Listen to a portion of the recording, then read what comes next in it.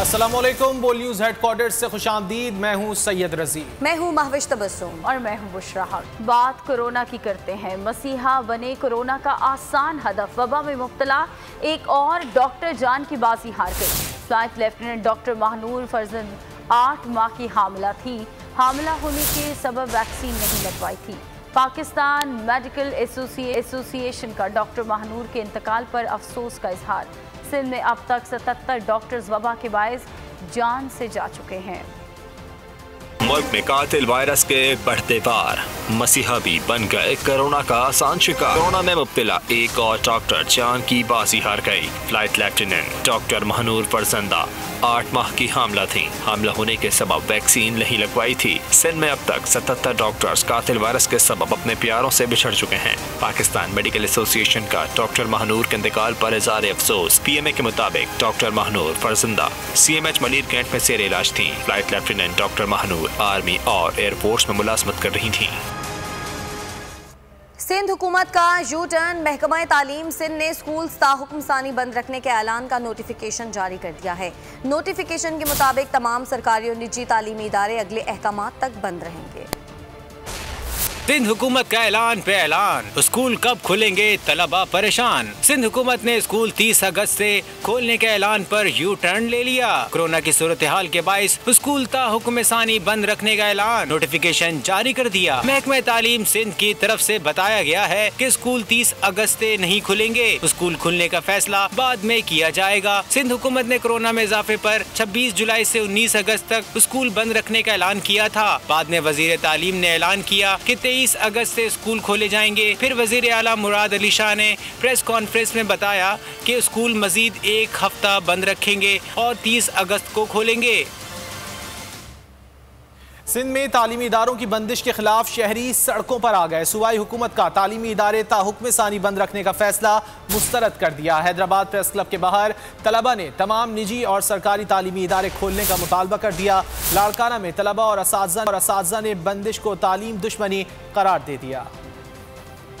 सिंध में स्कूल बंद, फीसिस का सीन ऑन। वालिदैन परेशान, तालीमी इदारे ताहुक्म सानी बंद रखने का फैसला मुस्तरद कर दिया। एक तो हुकूमत ने 30 अगस्त तक स्कूल बंद कर दिए और प्राइवेट स्कूल वाले जो है फीस की तलबी जो है वो कर रहे हैं। ये दोहरा मेयार हुकूमत का हमें पसंद नहीं है। कराची, हैदराबाद समेत कई शहरों में एहतजाज, तालीमी इदारे खोलने का मुतालबा कर दिया। हैदराबाद प्रेस क्लब के बाहर तलबा ने डेरे डाल दिए। कहते हैं हमारे मुस्तकबिल को तबाह किया जा रहा है।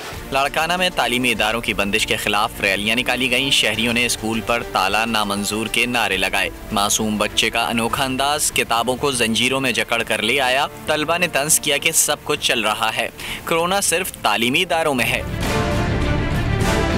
असातिज़ा ने सिंध हुकूमत को तालीम दुश्मन करार दे दिया। मैं हुकूमत सिंध से और महकमा तालीम सिंध से मुतालबा करता हूँ और पुरज़ोर गुजारिश करता हूँ कि बराए मेहरबानी स्कूल खोले जाएँ, क्योंकि ये हम घर बैठे बच्चों को घर बिठा के स्कूल की फ़ीसें दे रहे हैं। सिंध हुकूमत के फैसले पर तमाम अपोजिशन जमातों और एजुकेशनल एसोसिएशन ने भी तहफ़्फ़ुज़ात का इजहार कर दिया। स्कूल खोलो। स्कूल्स की मुसलसल बंदिश तलबा का मुस्तकबिल तारीक करने लगी। इस अंधेरे में स्कूल मालिकान की खूब चांदी हो रही है, जबकि वालिदैन के लिए खाया पिया कुछ नहीं, गिलास तोड़ा 12 आने वाला मामला है। कैसे, ये जानिए। पंखे बंद, लाइट्स ऑफ, बिजली का बिल आधा, पानी का कोई खर्चा नहीं, आधा टीचिंग स्टाफ फारिग। जो बच्चे उनकी तनख्वाहें आधी कर दी। स्कूल बंद है मगर फीस भरे जाएं। सालाना चार्जेस में भी कोई रियायत नहीं मिलेगी। गैर निसाबी सरगर्मियाँ हो या ना हो, पैसे पूरे देने पड़ेंगे। साइंस लैब में प्रैक्टिकल्स का तस्वुर महाल मगर लैब चार्जेस तो देना है। मुतवस्सित तबके के लिए बचत का वाहिद जरिया पुरानी कुतुब की खरीदारी था, मगर होशियार इंतजामिया पैसे से पैसा बनाने के लिए निसाब बदल देती है। अब बड़े भाई की किताब छोटे भाई के किसी काम की नहीं। चलिए कुछ नहीं, स्कूल्स किराए की इमारतों पर कायम हैं। तो क्या बच्चों के वालिदैन किराए के मकानों में नहीं रहते? लॉकडाउन का तसलसल कई को कारोबार तो कई को रोजगार से महरूम कर गया। बिजली, पानी, गैस, टेलीफोन के बिल अदा करने ही करने हैं। ऐसे में स्कूल इंतजामिया से नजर करम की अपील करें तो नजरें फेर लेंगे। फौरी बच्चे का नाम खारिज करने की धमकी दे दी जाएगी। अप्रैल 2020 में सिंध हुकूमत ने फीस में 20% कटौती की हिदायत की, जिस पर निजी स्कूल मालिकाना अदालत जा पहुंचे। हुकूमती हुक्म मुअत्तल करवा दिया। देखा जाए तो वबाई दौर में प्राइवेट स्कूल की 5 उंगलियां घी और सर कड़ाही में है। वज़ीर दाखिला शेख रशीद अहमद की गेचक बलूचिस्तान में सिक्योरिटी फोर्सेस की गाड़ी पर IED से दहशतगर्द हमले की मजम्मत। अपने पैगाम में वज़ीर दाखिला का कहना था कि दहशतगर्द बुज़दिलाना कार्रवाइयों से हमारी फोर्सेस के हौसले पस्त नहीं कर सकते। दहशतगर्दों का पूरी कुव्वत के साथ मुकाबला कर रहे हैं, उनको शिकस्त फाश देंगे।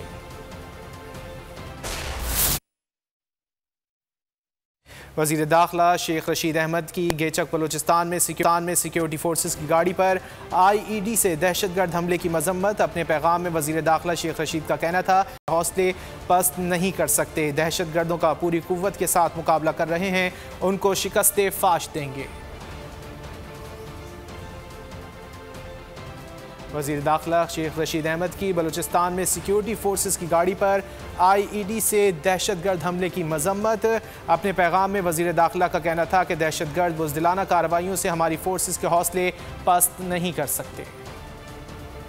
अब आपको बताएं कि अफगान क्रिकेट बोर्ड में बड़ी तब्दीली। तालिबान ने साबिक चेयरमैन अजीजुल्लाह फजली को दोबारा अफगान क्रिकेट बोर्ड का सरबराह तैनात कर दिया है। तालिबान हुकाम से अफगान बोर्ड के नए चेयरमैन अजीजुल्लाह फजली की मुलाकात में क्रिकेट उमूर पर गुफ्तगू हुई।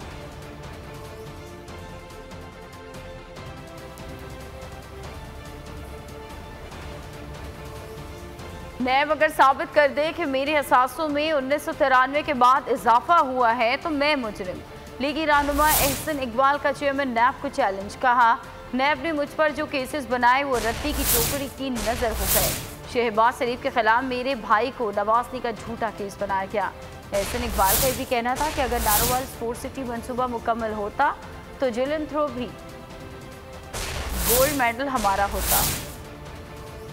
जिस एजेंसी की मदद लेनी है लो, आज 2021 में अगर तुम साबित कर दो कि मेरी माली हैसियत, मेरे असासों की हैसियत 1993 के मुकाबले में एक मरला इजाफा हुआ है तो मैं कौन सा मुजरिम होऊंगा। हर केस जो तुमने बनाया है हाई कोर्ट ने उसे उठा के रद्दी की टोकरी में फेंका। अब कल एक नया केस खोल दिया गया, झूठा केस बना दिया गया कि जिसमें ये इल्जाम लगाया गया कि वजीर आला पंजाब शहबाज शरीफ साहब ने मेरे भाई को एक गलत ठेका दिया है। Mister Imran Khan, mister Shahzad Akbar, mister DG FIA और अगर आपको जरूरत पड़े तो ISI और MI और जो भी पाकिस्तान के इंटेलिजेंस के इदारे हैं उन सबको शामिल कर लीजिए। आप 3200 अरब रुपए में 32 पैसे की जाती माली फायदे की कोई सबूत पेश नहीं कर सके। अगर वो मंसूबा तैयार होता तो आज वो हमारा जो नामवर एथलीट है वो जेवलिन थ्रो में मेडल लेकर आता। जिन मंसूबों पर नून लीग पर एहतसाब के हमले हुए, साद रफीक से हमजा शहबाज तक किसी पर करप्शन साबित न हो सकी। तमाम केसेस फ्रॉड थे क्योंकि पिछले दरवाजे से चीनी आटा अदविया की चोरी की जा रही थी। लीगी रहनुमा मरियम औरंगजेब की हुकूमत पर वार। कहा नैब न्याजी गठजोड़ दफन हो चुका। जिन मंसूबों से ATMs की जेबें भरी जाती हैं वो बंद नहीं होते। शहबाज शरीफ के इन मंसूबों से जिसे कोर्ट ने शफाफियत के सर्टिफिकेट दिए उस पर करप्शन के इल्जामात लगाए जाते हैं। तुमने तो खरबों के इल्जाम लगाए। तुमने कहा शहबाज शरीफ आशियाना, गंदा नाला, साफ पानी, लाहौर मेट्रो, पेशावर मेट्रो, फिर उसके बाद उनके खानदान वालों के अकाउंट्स खंगाले। वो भी कानून का सहारा लिया गया जो पाकिस्तान के अंदर कानून ही नहीं है। नैब न्याजी गठजोड़ ने इन तमाम प्रोजेक्ट्स के अंदर ऑरेंज ट्रेन, कभी जल्जले के पैसे, कभी सैलाब के फंड, कभी लंदन से टाउट लाए गए अखबारों से और उसके बाद एक भेले की करप्शन साबित हुई। जितने इल्जामात लगे उनको लाहौर हाई कोर्ट ने रद्द किया। माफियाज को ATMs की जेबें भरने के लिए पॉलिसी बनाई जाती है कि कोई और इनाम दिया जाता है कि कौन जितना आटा चोरी करेगा, जितने चीनी चोरी करेगा, जितनी LNG चोरी करेगा उसको इनाम मिलेगा। जो दवाई में डाका डालेगा उसको उससे बड़ा इनाम मिलेगा, उससे बड़ी वजारत मिलेगी। और यहाँ कहते हैं शहबाज शरीफ ने चोरी की। नैब चेयरमैन को BRT पेशावर के 126 अरब के खड्डे नहीं नजर आते। महंगाई बेरोजगारी कंट्रोल से बाहर, अफरात ज़र 8% हो गया। तरक्की की रफ्तार 1.1% रह गई। हुकूमत 3 साल के दौरान किसी शोबे में तवक्कुआत पर पूरा नहीं उतरी। पीपी रहनुमा राजा परवेज अशरफ की न्यूज़ कॉन्फ्रेंस, कहा कि हुकूमत ने बुनियादी काम किए, ना ही कानून साजी के लिए मुनासिब माहौल मुहैया किया। ज़्यादा वक्त हुकूमत ने गुजार लिया, थोड़ा रह गया है। हुकूमत के साथ मिलकर चलने को तैयार हैं। हमारे इत्तेहाद की वजह से बदखाहों को नाकामी होगी।